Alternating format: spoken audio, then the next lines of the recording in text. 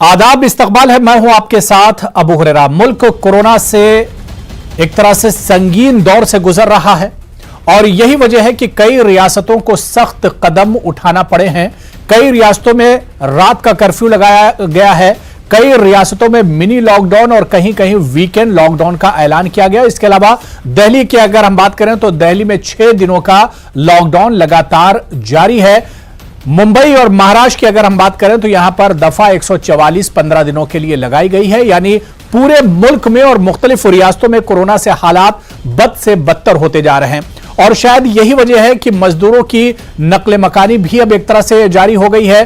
जो मंजरनामा 1 साल पहले देखा गया था कि किस तरह से हाईवेज पर, सड़कों पर जो मजदूर थे, बैन रियासती मजदूर, दूसरी रियासतों के जो मजदूर थे, वो किस तरह से पैदल चलकर अपने घरों को वापस लौट रहे थे, उसी तरह का कुछ नजारा अब फिर देखने को मिल रहा है। मुल्क की कई रियासतों में सख्ती बढ़ाए जाने से मजदूर पेशा अफराद परेशान हैं। इसके अलावा गैर रियासती मजदूर नकले मकानी पर मजबूर हैं। बड़ा सवाल यही उठता है कि आखिर ये मजदूर बार बार दर दर भटकने पर मजबूर क्यों होते हैं? जब मुल्क में इस तरह के हालात हैं तो इनके लिए कोई मैकेनिज्म, कोई रोड मैप तैयार क्यों नहीं किया गया?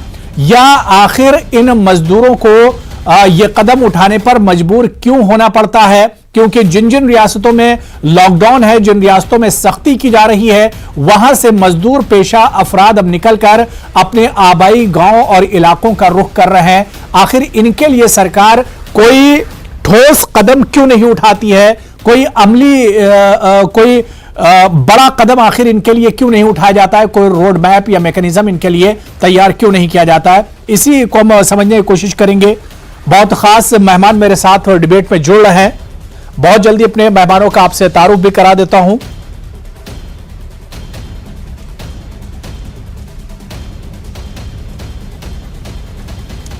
मेरे साथ तमाम मेहमान जुड़े हुए हैं टीवी स्क्रीन पर। विंग कमांडर अनुमा आचार्य जी हैं, कांग्रेस तर्जुमान हैं। इनके अलावा मोहम्मद नेमतुल्लाह साहब एक्स एमएलए और जेडीयू के सीनियर लीडर हैं।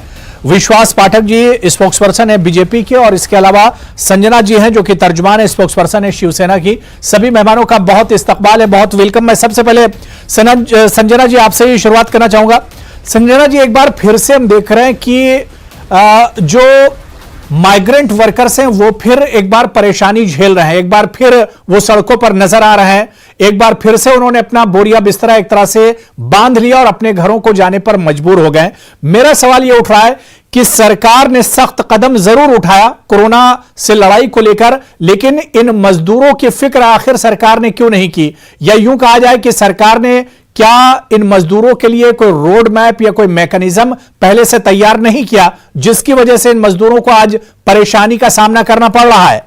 Sanjana ji.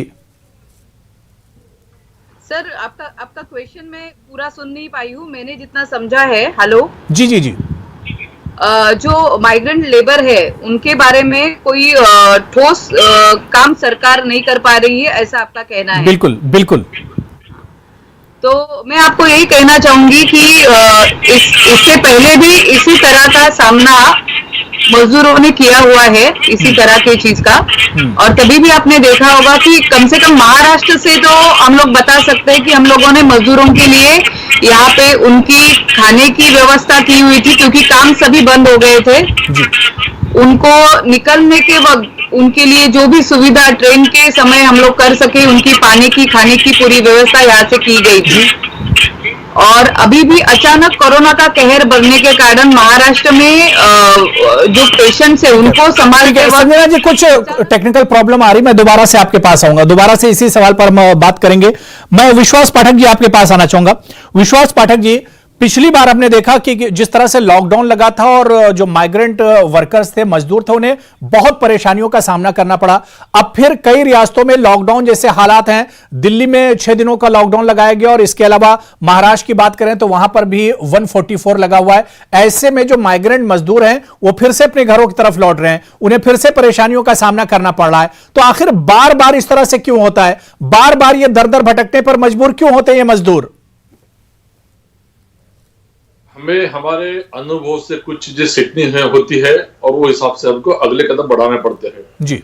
Last year all India basis पे नरेंद्र मोदी जी ने लॉकडाउन लगाया था, वो एक लास्ट रिसोर्ट था। वो इसलिए लगाया गया था क्योंकि हमारे पास उस समय इंफ्रास्ट्रक्चर नहीं थे, मेडिकल वर्कफोर्स नहीं था और पीईपी किट्स नहीं थी, ऑक्सीजन, वेंटिलेटर, सब चीजों का विषय था और उस समय मजदूर को काफी तकलीफ हुई थी। लेकिन उस समय केंद्र सरकार ने 8 महीना तक ये मजदूरों को आर्थिक सहायता दिया था, आर्थिक मदद की थी, अनाज दिया था, गेहूं, चावल, दाल दिया था। इसलिए इस प्रकार का नियोजन होना जरूरी है। अब कल माननीय प्रधानमंत्री ने जब ऐलान किया कि लॉकडाउन मत करो, लॉकडाउन लास्ट रिसोर्ट होना चाहिए, उसके पीछे ये था कि हम अनुभव से कुछ सीखे या नहीं सके। महाराष्ट्र में आज जो हमारे नेता है उद्धव ठाकरे जी है, वो पूरी तरह इनडिसिजिव ऐसे लीडर है। गए 1 महीने से चर्चा कर रहे हैं कि महाराष्ट्र में लॉकडाउन लगाएंगे। 15 दिन पहले कैबिनेट मीटिंग में आधे से ज्यादा मंत्रियों ने उनको विरोध किया कि आप लॉकडाउन मत लगाओ, तो वो शांत बढ़ गए। उसके बाद में सेमी लॉकडाउन किया। अभी कल कैबिनेट की मीटिंग हो गई जिसको अभी 24 घंटा ऑलरेडी हो गया है। कैबिनेट ने डिसीजन लिया कि लॉकडाउन लगाना है। अगर लगाना है तो लगाना चाहिए ना। फिर कहा कि मुख्यमंत्री आगे वो फेसबुक लाइव के माध्यम से बात करेंगे। तो बड़े कंफ्यूज ऐसी यहाँ की नेतृत्व है जिसका खामियाजा लोगों को भुगतना पड़ रहा है। अगर आपको लॉकडाउन लगाना है तो यहाँ के लेबर्स के लिए आपको सोचना पड़ेगा, उनके खाने पानी की व्यवस्था करना पड़ेगा। सिर्फ शिव भोजन थाली का उन्होंने घोषणा की, किसी को कहीं खाना नहीं मिल रहा, अनाज नहीं मिल रहा है। आज नासिक में भी जो घटना घटी है वो ये दर्शाता है कि इस सरकार का अपने सिस्टम के ऊपर कोई कंट्रोल ही नहीं है। इसी प्रकार की घटना 4-6 महीने पहले भंडारा में नागपुर के पास ये कोई देखिए 11 बच्चों की नहीं, विश्वास पाठक जी, ये कोई एक सरकार का मामला नहीं है। दिल्ली से इसी तरह से मजदूर आ रहे हैं, इसी तरह से महाराष्ट्र से आ रहे हैं, इसी तरह से गुजरात से आ रहे हैं और जितनी स्टेट हैं जहां पर अब सख्ती की जा रही है, हर स्टेट की यही सूरत हाल है। हर स्टेट से ऐसे ही मजदूर आ रहे हैं। आप सिर्फ महाराष्ट्र में फोकस मत कीजिए, आप देखिए कि दिल्ली से जो मजदूर आ रहे हैं वो भी परेशान है, जो गुजरात से मजदूर आ रहे हैं वो भी परेशान है। तो हर जगह तो यही सूरत हाल है पाठक जी। देखिए, गुजरात का जहां तक सवाल है वहां से कोई माइग्रेशन नहीं हो रहा है। माइग्रेशन दिल्ली से जरूर हो रहा है। बॉर्डर क्रॉस करके लोग उत्तर प्रदेश जा रहे हैं, हरियाणा जा रहे हैं, पंजाब जा रहे हैं। मैं दिल्ली सरकार से भी दरखास्त करता हूं कि अगर आप लॉकडाउन लगा रहे हो तो वहां के लेबर को आप अश्योरेंस दो। 6 दिन की लॉकडाउन है, 6 दिन का उनका खाने पीने का बंदोबस्त करो और उनको ये बताओ कि लॉकडाउन के परमानेंट सोल्यूशन नहीं है। इस प्रकार का सभी राज्यों ने अगर अप्रोच लिया तो एक क्लैरिटी आएगी। महाराष्ट्र का एक मिसाल के तौर पर उदाहरण दिया, जो महाराष्ट्र में हो रहा है वही दिल्ली में हो रहा है। ऐसा नहीं होना चाहिए। छत्तीसगढ़ में भी वही हो रहा है। इसलिए जहां जहां पर जो जो राज्य सरकारें हैं, एक तो लॉकडाउन नहीं लगाए। कल प्रधानमंत्री ने अपने अनुभव के तौर पर बताया कि लॉकडाउन मत लगाओ, उससे नहीं निपटने वाली स्थिति। स्मॉल या माइक्रो कंटेनमेंट जोन मुश्किल तो पाठक जी यही है कि लॉकडाउन नहीं लगाएंगे तो कोरोना मार देगा, लॉकडाउन लगाएंगे तो भूख मार देगी। अब सवाल ये उठता है कि सरकार क्या कर रही है, सरकारों की फिर क्या जिम्मेदारी है, सरकार किस तरह से आवाम को बचाएंगे, सरकार किस तरह से मजदूर को बचाएंगे, सरकार किस तरह से गरीब को बचाएगी। सवाल तो यही उठता है। मैं अनुमा आचार्य जी आपके पास आऊंगा, उससे पहले मैं मोहम्मद नेमतुल्लाह साहब आपसे एक बहुत छोटा सा रिएक्शन। नेमतुल्लाह साहब, हमेशा हमने देखा, पिछली बार भी यही देखा कि सबसे ज्यादा यूपी बिहार के मजदूर जो नकले मकानी करने पर मजबूर होते हैं, जो एक जगह से दूसरी जगह महाराष्ट्र और दिल्ली या बेंगलोर छोड़कर, हैदराबाद छोड़कर अपने घरों को जाते हैं, तो इनमें यूपी और बिहार के मजदूरों की तादाद सबसे ज्यादा होती है। मेरा सवाल यह उठ रहा है कि नीतीश कुमार जी की सरकार है, जेडीयू और अलायंस की सरकार है, आखिर आप लोग कोई कदम क्यों नहीं उठाते हैं? बार बार आपके मजदूरों को, आपके बिहार और यूपी के लोगों को इस तरह की परेशानियां क्यों उठानी पड़ती हैं? नेमतुल्लाह साहब। जी देखिए, ये दूसरी लहर है सबसे ज्यादा खतरनाक। पहले था तो इसमें पहले कोरोना का जो था पूरे देश में लॉकडाउन किया गया और जिस तरह से मजदूर बाहर से लौटे उन सारे मजदूरों का व्यवस्था किया गया, उसका इंतजाम किया गया, उसको क्वारंटाइन किया गया, उनके सारे खर्चे बिहार सरकार ने दिया। और ये जो फिर मजदूर जो है वो लौट के चले गए। यहाँ सारा नीतीश कुमार जी ने इंफ्रास्ट्रक्चर तैयार कर रखा है। जो भी मजदूर यहाँ रह के काम करना चाहते हैं उनके लिए पूरा इंतजाम करके रखा है, लेकिन मजदूर बाहर जाके ज्यादा से ज्यादा काम करना पसंद है। मजदूर चले गए, फिर अपना लौट गए वहाँ जहाँ जहाँ वो कंपनी में काम करते थे, फैक्ट्री में काम करते थे। उन्होंने बिहार में अपना खर्चे से अपना बस भेज के यहाँ से लोगों को अपना बुलाया, और फिर वहाँ हालात जो है वो फिर बिगड़ने लगे। तो उस हालात के मद्देनजर डर से 144 144 लग गया है, फिर कोरोना की महामारी ज्यादा फैल गई, इसलिए लॉकडाउन लगेगा, नाइट कर्फ्यू लग गई है, इसलिए बहुत सी फैक्ट्रियां बंद हो गई और फिर वो अपने घर की तरफ रुख करने लगे। नेमतुल्लाह साहब, तो कम से कम आपकी सरकार को, बिहार की सरकार को भी यहाँ से सोचना चाहिए। अब डेवलपमेंट पर गौर करना चाहिए, इंफ्रास्ट्रक्चर पर गौर करना चाहिए। अगर बिहार में वो तमाम चीजें होती तो आपके बिहार के लोग बिहार छोड़ के हैदराबाद, बेंगलोर, मुंबई और दिल्ली का रुख क्यों करते?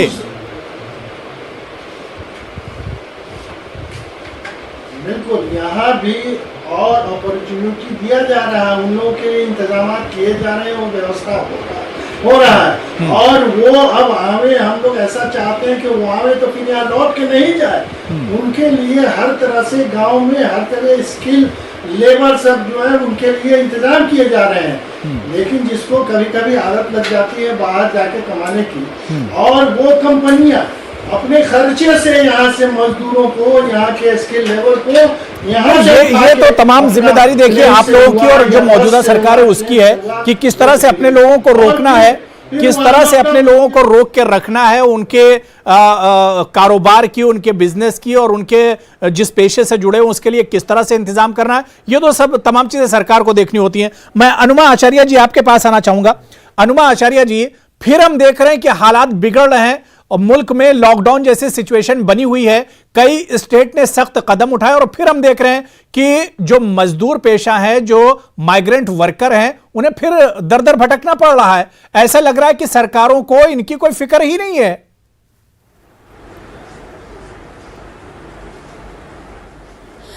पिछले बार जब हम इस दौर से एक बार गुजर चुके थे तो दोबारा ये होना वाकई बहुत ही दुर्भाग्यपूर्ण है।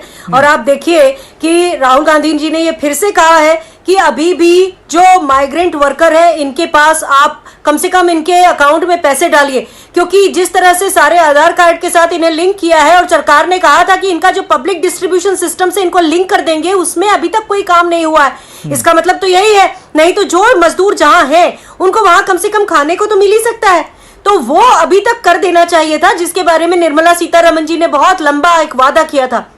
मुझे लगता है एक तो वो चीज नहीं हुई, दूसरी चीज इतनी विभत्स है सरकार, खासतौर पे मैं केंद्र सरकार की बात कर रही हूं, कि पिछले बार जब माइग्रेंट लेबर्स गए थे तो जब ये पूछा गया कि कितने लोगों की मृत्यु हुई है, कितने लोगों को की जान गंवाई गई है, कितने लोगों को और तरह के नुकसान हुए, तो सरकार ने कहा था हमारे पास कोई डेटा नहीं है। तो सरकार के पास डेटा तब भी नहीं था, सरकार के पास डेटा अब भी नहीं है, यानी कि पिछले एक साल में सरकार बिल्कुल गैर जिम्मेदाराना तरीके से काम करती आई है। तो ये एक बहुत ही गलत बात है। और centre for Indian trade unions ने भी कहा है सरकारों को कि मजदूरों को आर्थिक मदद की और खाद्य सामग्री दिलाइए, जो कि मेरे जहां तक कि मैंने सुना है महाराष्ट्र की सरकार ने ऐसा करने की कोशिश की है, और ये आज नहीं, आज से 10 दिन पहले उन्होंने इस बारे में घोषणा की थी। तो इसी तरह से बाकी सरकारों को भी करना चाहिए। लेकिन फिर वही है, उत्तर प्रदेश में उसी तरह के आलम है, हरियाणा उत्तर प्रदेश की बॉर्डर पे वही आलम है, और सरकार की बार बार कहने के बावजूद भी मजदूर रुक नहीं रहे हैं, क्योंकि उनके पास ना तो खाने के लिए अनाज है, ना उनके पास पैसे हैं, पीजी बंद है, किराया जो है मकान मालिक किराया मांग रहा है, तो कैसे रहेंगे वो यहाँ पे। तो सरकार को बेसिक्स तो इतने करके रखने चाहिए थे, और उसके पास समय भी था, ऐसा नहीं है कि समय नहीं था। अबू साहब बिल्कुल। संजना जी, मैं आपके पास आना चाहूंगा। एक चीज मैं समझना चाहता हूं कि सरकार जब इस तरह के हालात से पिछले 1 साल से गुजर रही है, तो क्या सरकार ने पिछले 1 साल में कोई चीजें सीखी नहीं कि अगर मजदूर दोबारा से आएंगे और फिर उनके यहाँ इस तरह के हालात बनते हैं, ये दोबारा से मजदूर जाएंगे, तो क्या पिछले 1 साल से सरकार ने इन तमाम चीजों को, इस सिचुएशन को नहीं समझा? बिल्कुल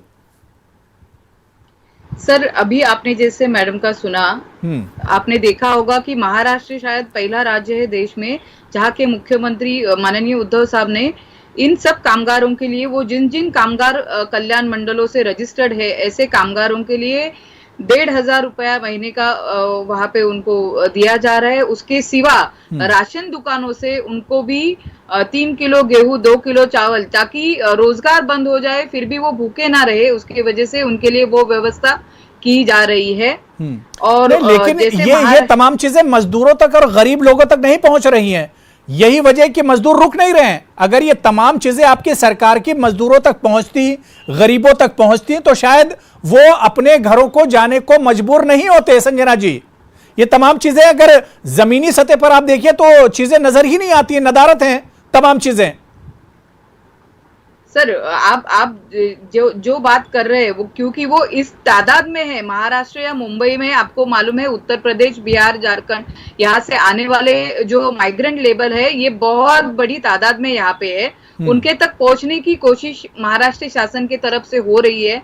शायद कहीं पे कमियां रह रही है, क्योंकि एक जगह पे जिस बारे में सोचा नहीं था या फिर सोचने से पहले ही सेकेंड वेव कोविड की आ चुकी है, और उसके सिवा इन लोगों की सबकी व्यवस्था करना, ये दोनों चीजों को एक साथ में काम करना पड़ रहा है महाराष्ट्र शासन को। तो इसमें शायद कोई कमतरता, कमियां रह सकती है, और वो भविष्य में सुधारने की कोशिश महाराष्ट्र शासन भी हमें करेगी। नहीं, लेकिन संजना जी, ये चीज़ तो बहुत पहले से जो एक्सपर्ट हैं, जो डॉक्टर्स हैं, वो कह रहे थे और ये मान रहे थे कि सेकंड वेव अगर आएगी तो हालात बहुत ज़्यादा ख़राब होंगे। सरकार को उसी के हिसाब से एक रोड मैप, उसका मैकेनिज्म एक तैयार करके रखना चाहिए था। और जो अब सूरत हाल है, इसमें लग रहा है कि सरकार पूरी तरह से फेल है, सरकार का फेलियर नज़र आ रहा है। सर ने उद्धव साहब जी ने जिस तरह से अपने बयान में कहा लोगों को संबोधित करते समय कि उनकी रहने की व्यवस्था, उनको संभालने की व्यवस्था, जिस दिन इंस्टीट्यूशन या कंपनियों में, जिस दिन इमारतों के अंदर वो काम कर रहे हैं, वहां के लोगों ने करनी चाहिए। और उस तरह से व्यवस्था होती हुई हमें भी दिख रही है।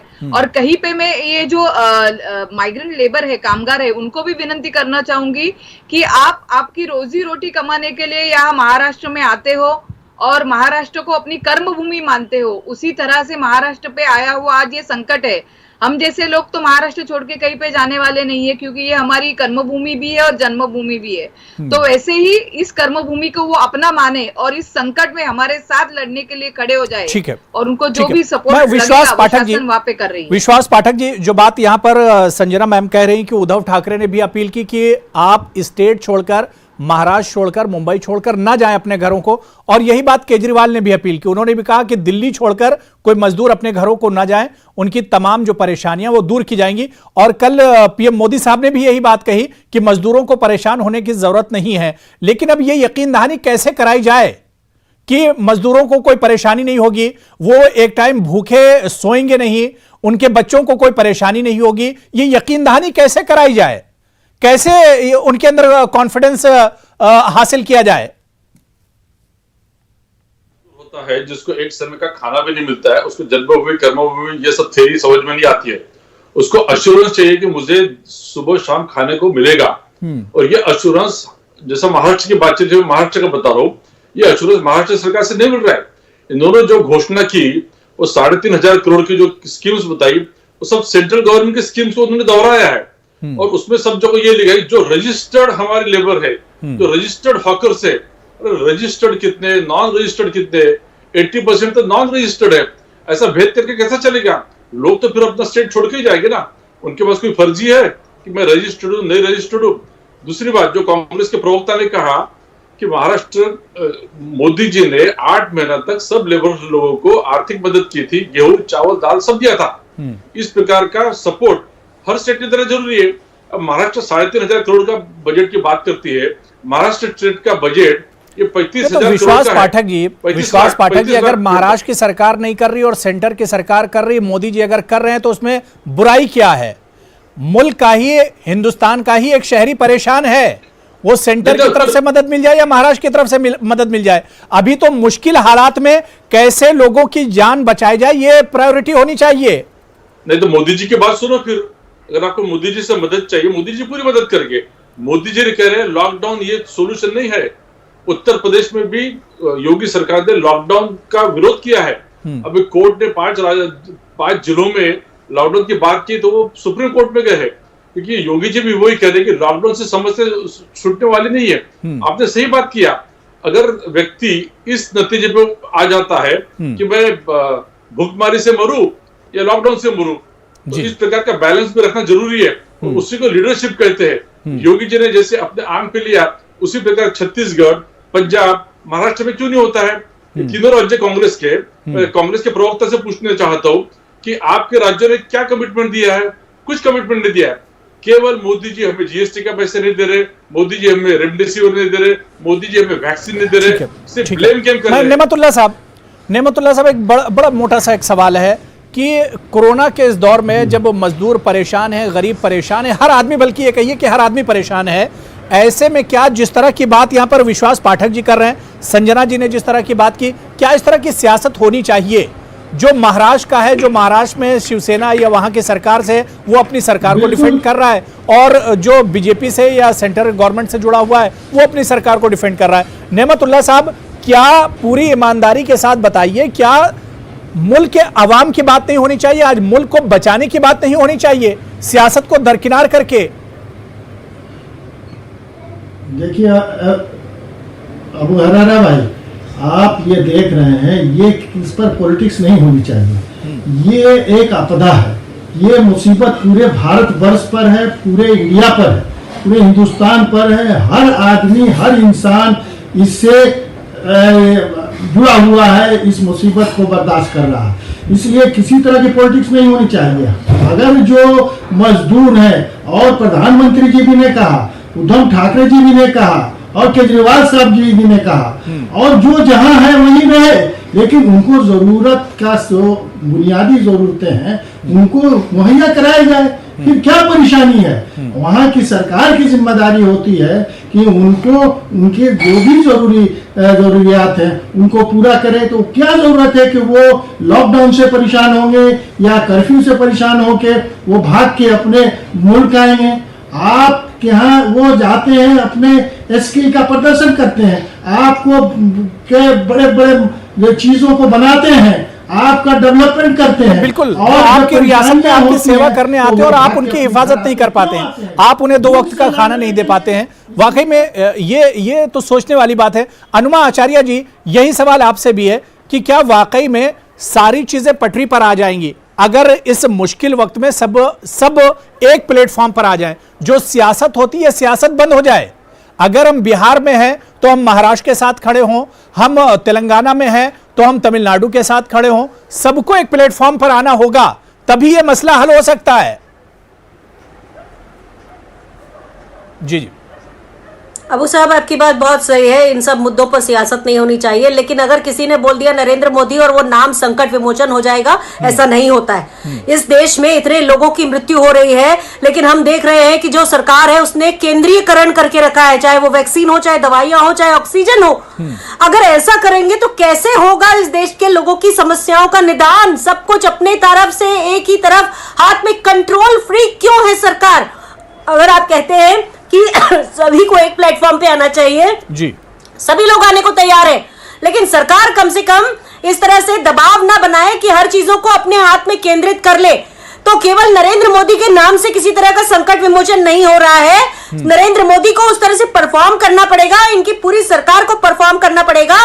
अभी तक जो दिखाया है इन्होंने किसानों के विरोध में, मजदूर के विरोध में, इस तरह की सरकार है, इसके पास डेटा नहीं है। सरकार के पास जब तक डेटा नहीं होगा तब तक वो कैसे किसी के लिए अच्छा सोच सकेगी, क्योंकि सोचेगी तो इंप्लीमेंट कैसे करेगी? और फिर मजदूर नहीं जाएंगे। अगर आप उनको वहीं बैठे बैठे उनके हिस्से की चीजें दे रहे हैं तो वो क्यों जाएंगे? हालांकि उसके आगे भी खामियां हैं, कंपनियां बंद हो रही हैं, तो मजदूरों को काम करने को भी तो चाहिए।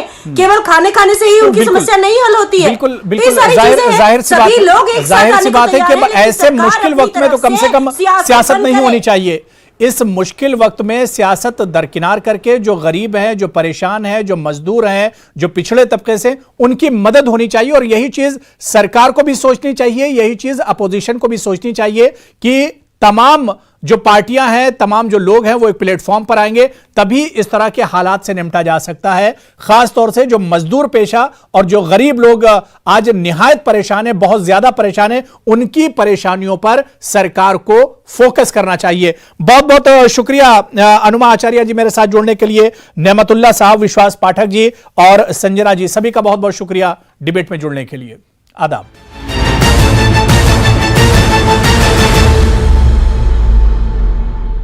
अटूट प्यार